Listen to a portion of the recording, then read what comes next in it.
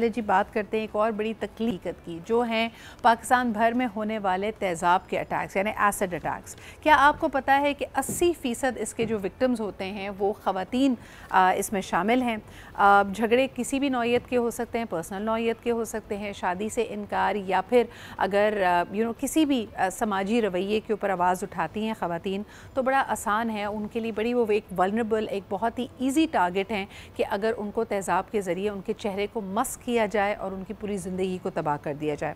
Unfortunately legislation होने के बावजूद हम नहीं देखते कि इसमें बहुत ज़्यादा कन्विक्शंस होती हैं, लेकिन एक खातून या किसी भी विक्टिम के लिए ज़िंदगी बहुत दोभर हो जाती है। आप अपना चेहरा, अपनी शनाख्त खो बैठते हैं और किसके एवज़, यानी ये जो तेज़ाब है जो आपकी ज़िंदगी को इतने मनफी अंदाज में इतना बदल सकता है, तब्दील कर सकता है, वो सिर्फ 150 रुपये की कीमत पे दस्तियाब है। आइए ज़रा इस पर बात करते हैं। हमारे साथ मौजूद हैं Nida Shahzad Farooqui, who's an advocate for social change, innovation and female empowerment. बहुत सारे इदारे काम कर रहे हैं, लेकिन बिलखुसूस एसिड विक्टिम अटैक्स के बारे में इनसे गुफ्तगू करना चाहेंगे। अस्सलाम वालेकुम Nida, thank you so much for making time for us today. मुझे ये बताइए कि 2011 में पाकिस्तान में क्रिमिनलाइज़ किया गया एसिड अटैक्स को, और उसके बाद हम देखते हैं कि खातिर ख्वाह कमी आई है, तकरीबन 50% रिडक्शन है, लेकिन आज भी इस तरह के अटैकर्स खुलेआम घूमते हैं, उनकी कोई सुनवाई नहीं होती। आप क्या समझती हैं कि ख़वातीन का और हमारे लॉ मेकर्स का बिलखुसूस इस पर क्या रद्द अमल होना चाहिए? सिद्रा, लॉ मेकर्स का जो रोल है ना, आई थिंक वो आप भी जानती हैं, मैं भी जानती हूँ, and a lot of people know that if lawmakers were using their power, the kind of power that they have, asset attack victims की जो current prevalence हो रही है वो कब की ख़त्म हो चुकी होती। मसला ही ये है कि अकाउंटेबिलिटी नहीं है। Accountability is the first thing, because C people are getting away with it, they know that they are getting away with it, they keep on doing it, other people see that they're doing it, and the cycle keeps on growing. um, you hold one person accountable, उसको देख के जो 10 लोग उससे उससे share मिली है जिनको उससे, they will stop doing it, right? The problem starts from there. The other thing is that if you look at the system, it is full of men. There is no female perspective in it, and that is very important because 80% of the acid victims are females. तो अगर आपने उन्हीं की बात सुनने के लिए उन्हीं की तरह के लोग नहीं रखे हुए यहाँ पे जो उनके साथ एम्पथाइज कर सकें, जो अंडरस्टैंड कर सकें कि उनके ऊपर क्या गुजरती है when they are subjected to acid attack, how do you expect a chamber full of men to actually bring the kind of justice that women need? ठीक है, मैं ये नहीं कह रही कि सिर्फ औरतें ही सब्जेक्ट होती हैं ऐसे अटैक पे, but at the same time majority is females. So you need to have women on the other side as well, जो कि justice के अंदर और इस तरह की सिचुएशन आप क्रिएट करें उनके लिए, कि वर्किंग कंडीशन इस तरह की कि वो काम कर सकें वहाँ पे, and at the same time know the power that you have in being a lawmaker, and know the kind of change that you can bring for the women and how empowered and safe you can make them feel. अच्छा जी, इसी हवाले से आपको बताते चलें कि पंजाब में MPA Hina Parvez ने एसिड कंट्रोल बिल 2024 इंट्रोड्यूस करवाया है, जिसके अंदर जिस तरह हमने कहा ना कि सिर्फ 150 रुपये में दस्तयाब होने वाला ये तेज़ाब किसी की ज़िंदगी को मुकम्मल तौर पे एक तरह से ख़त्म कर सकता है, बदल सकता है, और इतना बड़ा एक ड्रास्टिक इम्पैक्ट उनकी लाइफ पे लाया जा सकता है। तो एसिड कंट्रोल बिल ये कहता है कि एसिड डिस्ट्रीब्यूशन को इसके ऊपर कड़ी निगाह रखी जाए, जो बेचने वाले हैं उनके पास लाइसेंस हो, जो कि आपके पास एक अप्रूव्ड लाइसेंस होना चाहिए डिप्टी कमिश्नर की तरफ से। ये लाइसेंस सिर्फ और सिर्फ 2 साल तक वैलिड होगा। इसके अलावा इसमें एज रिस्ट्रिक्शंस भी होंगी, और जो शख्स भी आपसे तेज़ाब ख़रीद रहा है उसकी भी कंप्लीट इन्फॉर्मेशन अपने पास रखना लाजिम है, ताकि इस तरह की सूरत हाल में कि कहीं कोई अटैक हुआ है तो उसका हुदूद अरबा, उसकी जियो फेंसिंग करना आसान हो जाए। क्या समझती हैं निदा, इस तरह के इक़दामात कितने मौसर साबित होंगे? I think it's a wonderful initiative that she has taken, but at the same time, it took 13 years to actually make this happen. The last act came out in 2011, and ऐसा तो नहीं है कि इतने टाइम के अंदर, इतने 13 सालों के अंदर कोई एसिड अटैक नहीं हुआ है, बल्कि प्रेवलेंस ही हुई है उसकी. So see, the problem is at the end of the day, you can create as many acts, you can create as many policies, you can come up with wonderful initiatives, but अगर उसकी implementation नहीं है, अगर उसकी कोई अगर उसका कोई कस्टोडियन नहीं है जो उस पर चेक एंड बैलेंस रख रहा है, अगर कोई उसकी मॉनिटरिंग एंड इवैल्यूएशन ही नहीं है, so it goes to waste, which shouldn't be the case. Because if you want to change the situation that we are currently in, if you want to improve the lives of acid victims and their caregivers, if you want to actually make men accountable for what they're doing, you need to have these things in place with implementation. Without it, it's useless.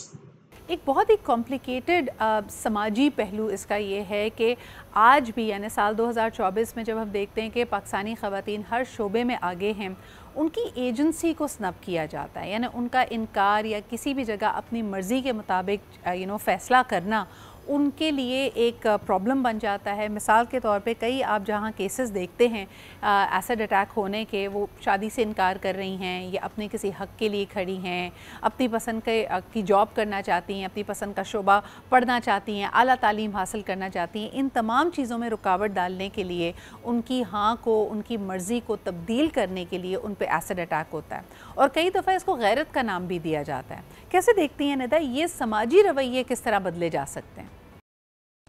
4-5 चीज़ें हैं जिनका बहुत बड़ा जो factor in करती हैं। एक है जो सोसाइटल कॉन्स्ट्रक्ट्स हैं हमारे, हम जिस सोसाइटी में रहते हैं वो पेट्रियार्कल सोसाइटी है। Someone says otherwise they lying to themselves. और जब एक पेट्रियार्कल सोसाइटी होती है तो उसके अंदर आपके जो डायनामिक्स होते हैं पावर के, वो बड़े दे वेरी कॉन्ट्रास्टिंग। सो जो मर्दों का रोल है वो इधर होता है, जो औरतों का होता है वो इधर होता है। This gap needs to be bridged. ठीक है, इसमें दूसरा फैक्टर आता है आपके रिलीजियस जो आपके एक बिलीफ्स हैं, और उसको सही से ना इंटरप्रेट करना। ठीक है, जिसमें फॉल इन करता है आपका इलिटरेसी का कॉन्सेप्ट, इलिटरेसी का कॉन्सेप्ट नहीं, सॉरी, इलिटरेसी की problem which is a very big problem in Pakistan. आपकी जो अवाम है उसको नहीं पता, अगर वो किसी एक बंदे को देखता है एंड उससे कुछ चीज़ें सीखता है, that is what they do. So if, for example, there is no accountability when it comes to acid attack victims, they look at them, they learn from them, and then they keep on following it without recognizing what is right, what is wrong. अब इसमें एक और चीज़ जो fall करती है जो कि बहुत ही मेजर फैक्टर है, वो है परवरिश का।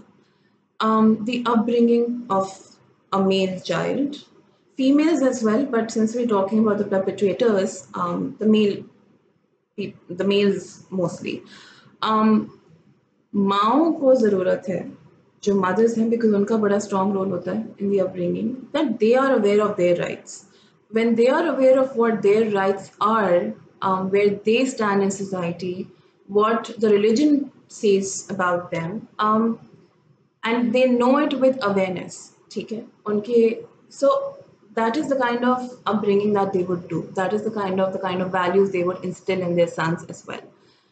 And at the same on the same level, मर्दों का रोल हमारी अपब्रिंगिंग में बहुत कम होता है, and that really needs to I think change, because the kind of example that you're setting for your sons, for your daughters, that really accounts for with the kind of people that you are creating. And अगर बच्चा ही अपने घर में देख रहा है domestic violence, अपने घर में देख रहा है नॉट रिस्पेक्टिंग फीमेल्स, अपने घर में देख रहा है कि पैसे के लिए, जायदाद के लिए बहुत सारे झगड़े हो रहे हैं constantly, and those kind of things which really shape a child's character negatively, then I think that child is going to become one of those people who are carrying out the acid attacks on other women and men, and that should not be the case. So the responsibility lies with us. जो लोग चले गए हैं वो चले गए हैं, जो हमसे पहले की जनरेशन है वो जितना किया उन्होंने कर लिया, but it's up to us to break that cycle. It's up to us to actually change the dynamics and understand what is right and what is wrong without going to any kind of extreme and creating a very polarized society. अच्छा, और ऐसा नहीं है कि मर्द हजरात शिकार नहीं होते एसिड अटैक के।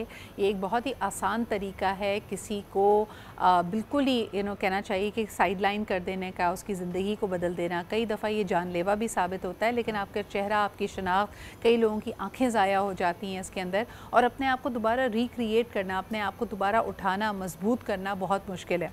बहुत सारी ऑर्गेनाइजेशंस हैं such as Smile Again Foundation जो कि काम करती है इनकी बेसिक ज़रूरियात को पूरा करने के लिए, इनको कोई स्किल देने के लिए।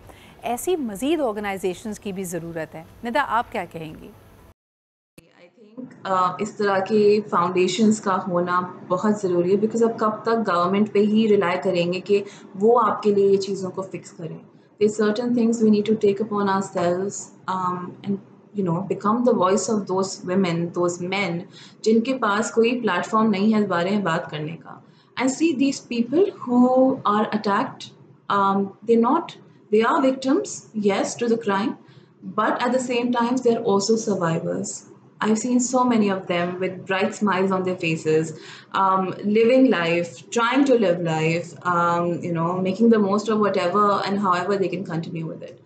तो उनको अगर हम right skills दें, they can contribute massively to the economy of Pakistan. At the same time, I think you talking about it on your platform, you creating a voice, and people, and for example, Shameen Ubaid made this documentary about it, right? Things like these also need to be done, because वो जो उनकी आवाज़ होती है ना, वो इतनी नहीं सुनाई दी जाती। बिकॉज ठीक है, आप उनके लिए फाउंडेशन वगैरह सब क्रिएट करते हैं, बट वो जो जब तक आप किसी इशू को हाईलाइट नहीं करेंगे, वहाँ पर एक फैक्टर आता है that don't talk about these things because आप पाकिस्तान का नाम ख़राब कर रहे हैं। बट क्या बात करने से वो चीज़ एग्जिस्ट नहीं करेगी? I mean, if that's the case, good, we should talk more about it. Why not? Because it does exist. It happens. Just because it has not happened to you, to me, to anyone in our close circle does not mean it does not exist. So foundations like these need to be created. Platforms like yours, platforms in general for asset attack victims need to be created, because half of the work is done when people like them have a voice. And मसले ही ऐसे solve होते हैं जब लोग उसके बारे में बात करते हैं। So yeah, thank you, and I hope that through this session we are able to highlight some of the issues, and we are able to contribute in eradicating acid attack in Pakistan. बहुत बहुत शुक्रिया। और ख़ास तौर पे safety की अगर बात की जाए, ख़वातीन पाकिस्तान की 50% के करीब आबादी का हिस्सा हैं। जब तक पाकिस्तान की निस्फ आबादी अपने आप को महफूज फ़ील नहीं करेगी और उसके अगेंस्ट इस तरह के क्राइम्स होते रहेंगे जिसमें ना सुनवाई है, ना उसकी कोई पूछगछ है, कन्विक्शन रेट इतना कम है, तो यकीनन ये एक बहुत बड़ा हर्डल है पाकिस्तान की तरक्की की राह में। We hope that we are able to tackle that. हम अपने रवैयों को बदलें, हम विक्टिम को मज़ीद विक्टिमाइज़ ना करें। आम तौर पर जब लोगों के सुनने में कोई इस तरह की बात आती है तो हम कहीं ना कहीं, हम सब इस बात की गिल्टी हैं कि हम विक्टिम को ही ब्लेम करते हैं कि शायद उसने कोई ऐसा कदम उठाया होगा, शायद उसने सिचुएशन को सेंसिटिवली हैंडल नहीं किया, या वो बेहतर हैंडल कर सकती थी, etcetera etcetera. These are the हमारे प्रॉब्लमेटिक रवैये जिसकी वजह से ऐसी चीज़ें हमारे माशरे से ख़त्म नहीं हो रही। बहरहाल जी, एक छोटा सा ब्रेक लेते हैं। We are going to be back with more stories. Keep watching Aaj Pakistan.